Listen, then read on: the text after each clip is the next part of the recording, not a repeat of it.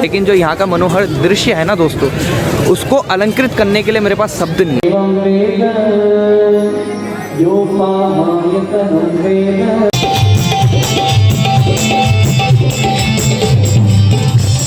तो कैसा लगता है आपको माँ भगवती का दर्शन करके?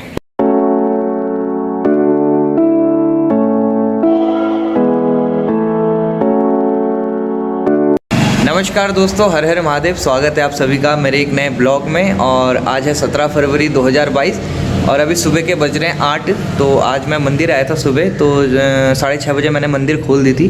फिर उसके बाद जो अपने मंदिर के आरती वगैरह इत्यादि का जो भी कार्य होता है, जो भी सेवा भगवान की होती है, तो वो अभी पूरी हो चुकी है। धूप आ चुकी है और अभी जो है मैं लगा हूँ यहाँ पे वर्चुअल बनाने के लिए, क्योंकि मेरे जजमान ने जो है वर्चुअल दे रखा था। तो कई सारी कुंडलियों का काम 1 2 3 4 5 6 कुंडलियाँ हैं, तो इनका काम पेंडिंग पड़ा हुआ था।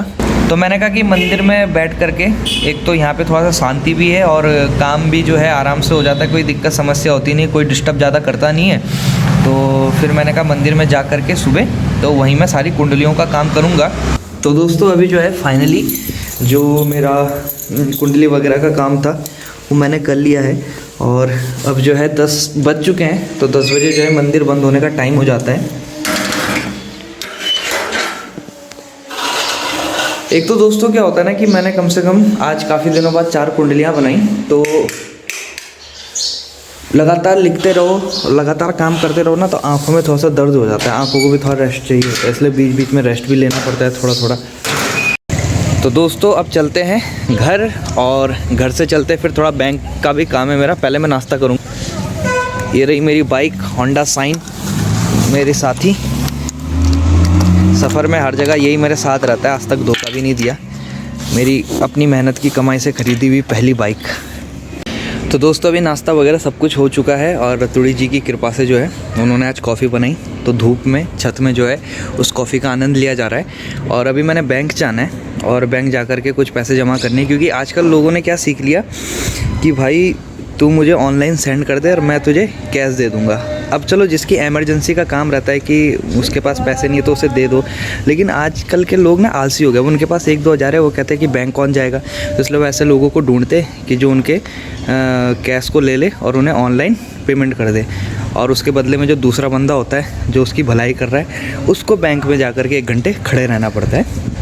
तो आजकल ये लोगों ने नई चीज़ सीख ली है। तो अभी चाय कॉफ़ी पीते हैं, फिर उसके बाद निकलते उधर, और तब देखते हैं क्या पता आज शाम को गंगा आरती देखने का बहुत मन है मेरा, जो ऋषिकेश में होता है। तो हो सकता है शायद आज शाम को हम गंगा आरती देखने के लिए जाएं। तो दोस्तों फाइनली जो है 5 बजे हम लोग ऋषिकेश के लिए निकल चुके हैं गंगा आरती देखने के लिए। मैंने अपने ब्लॉग में कई बार आप लोगों को कहा कि मैं आप लोगों को गंगा आरती दिखाऊंगा, लेकिन मैं दिखा नहीं पाया, जबकि यहाँ से ऋषिकेश बहुत नज़दीक है। तो अभी बज रहे 5 और 4:30 बजे हमारा प्लान था कि हम ऋषिकेश को निकले, लेकिन हमारे एक भाई हैं, इनका नाम है लेटासुर। तो इनके कारण जो है ये हर टाइम, इनका एक नियम है कि रतुड़ी जी जो मेरे साथ रहते हैं उन्होंने भी यही कहा कि काश तूने अपने भाई को 4 बजे बुलाया होता तो वो 4:30 बजे तक पहुँच जाते। तो मैंने गलती से इन्हें 4:30 बुलाया। तो बहुत सारे आपके दोस्त होंगे ऐसे जिनको आप यदि 4 बजे बोलोगे तो 4:30 बजे आते हैं। तो वैसे ही औरों के तो दोस्त होते, मेरे भाई है।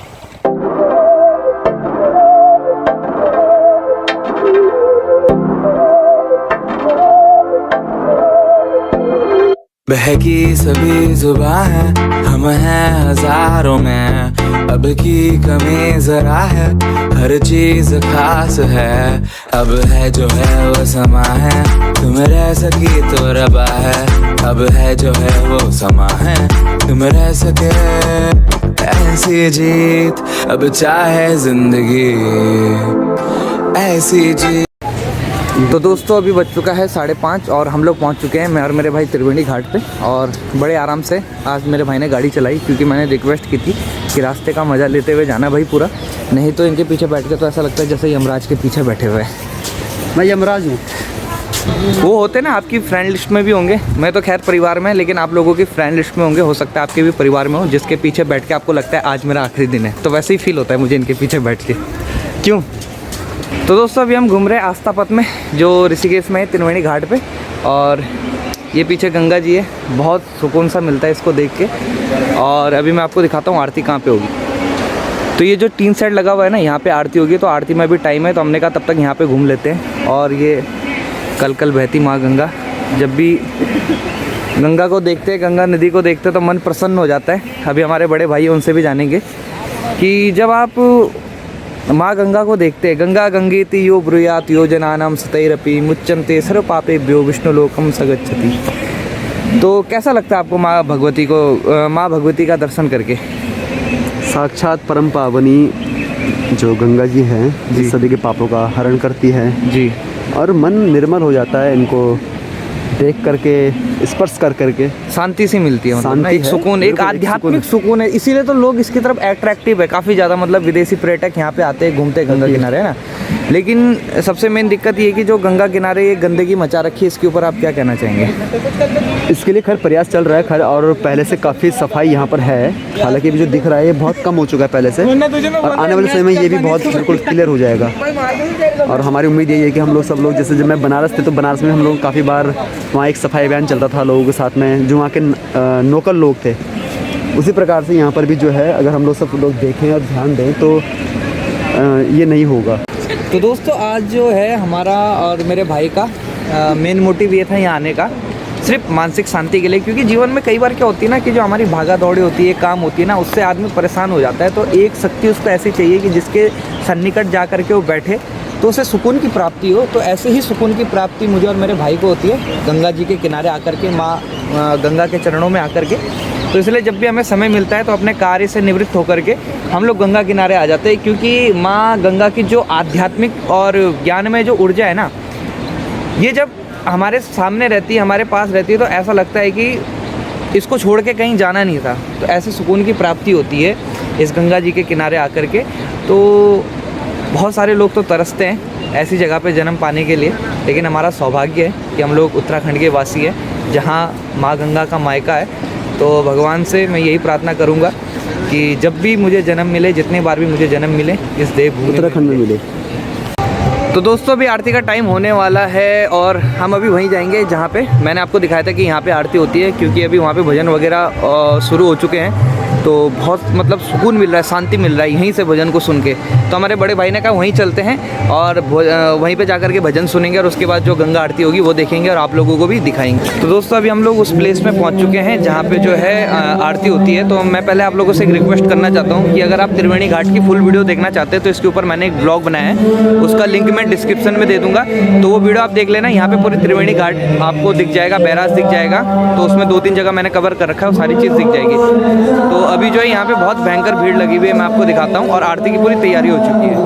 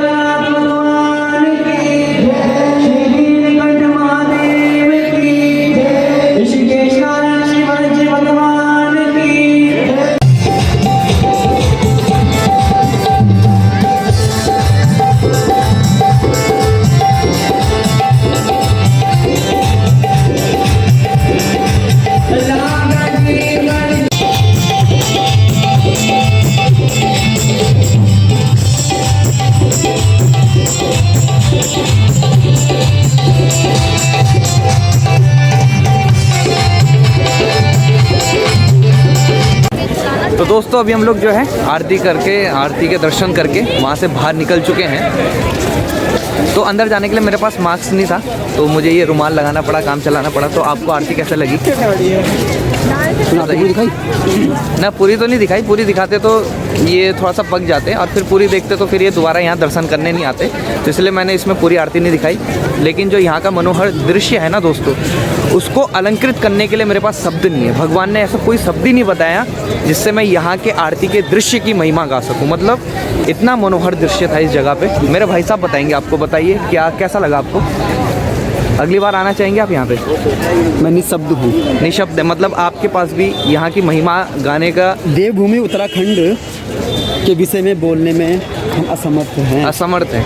मतलब भगवान ने कोई ऐसे शब्द नहीं बनाए जिससे हम यहाँ देवभूमि की और ऋषिकेश की आरती की साक्षात अपना महिमा गा स्वरूप सकें। जो है यहाँ इन ये समझ लीजिए कि साक्षात माँ गंगा के दर्शन हो रहे थे उस माँ आरती में। गंगा तो विष्णु भगवान की बेटी है, और उस स्वरूप में देखा जाए तो जैसे एक पिता अपनी बेटी को पालता है ना, हाँ, इस प्रकार से जो है भगवान विष्णु जी के विष्णु लोक में माँ गंगा जी खेलती रही होंगी। अगर आप सोच के देखें, और वही गंगा जो है आज एक विशाल रूप में यहाँ पर कल कर रही है। मतलब अद्भुत निर्मल अद्भुत शब्द नहीं है हमारे पास यहाँ के। मतलब यहाँ की आरती को यहाँ की आरती की महिमा गाने के लिए भगवान ने कोई शब्द ही नहीं बनाया है। और यहाँ की जो आरती है ना, उसको हम किसी शब्दों से अलंकृत कर भी नहीं सकते। इतनी महान आरती है इस जगह की। तो आप जब भी आओ तो मैं आपसे ये निवेदन करूँगा कि ये आरती मिस मत करना, वरना आपका ऋषिकेश आने का कोई फ़ायदा नहीं है। अगर आप ऋषिकेश आ रहे हो तो इस जगह की आरती को ज़रूर किसी प्रकार से देखना। तो दोस्तों अभी बज रहे हैं रात के 12 और 9 बजे हम लोग ऋषिकेश से घर पहुंच गए थे। और 12 बजे तक मैं इसलिए उठाऊं क्योंकि मैंने कहा ये जो ब्लॉग हमने आज बनाया इसे एडिट कर देता हूं। तो ये ऑलमोस्ट जो है हो चुका है और 12.5 मिनट की इसकी लेंथ जा चुकी है। और अभी जो मैं वाली क्लिप को शूट कर रहा हूँ ये भी इसी के साथ डालूंगा। तो आई थिंक मेरे ख्याल से ज़्यादा 13 मिनट की ये वीडियो होगी। तो दोस्तों वीडियो को देखना मत भूलिएगा क्योंकि काफ़ी मेहनत लगती है एक वीडियो को बनाने में। आप लोगों का सिर्फ प्यार और सपोर्ट हमें चाहिए और एक सब्सक्राइब हमें चाहिए। तो अपना आशीर्वाद अपना सपोर्ट बनाए रखिएगा दोस्तों। आज की वीडियो के लिए इतना ही। बहुत जल्द नए ब्लॉग में आप लोगों से मिलेंगे, नए टॉपिक नए सब्जेक्ट के साथ। तब तक के लिए जय श्री राम, हर हर महादेव दोस्तों।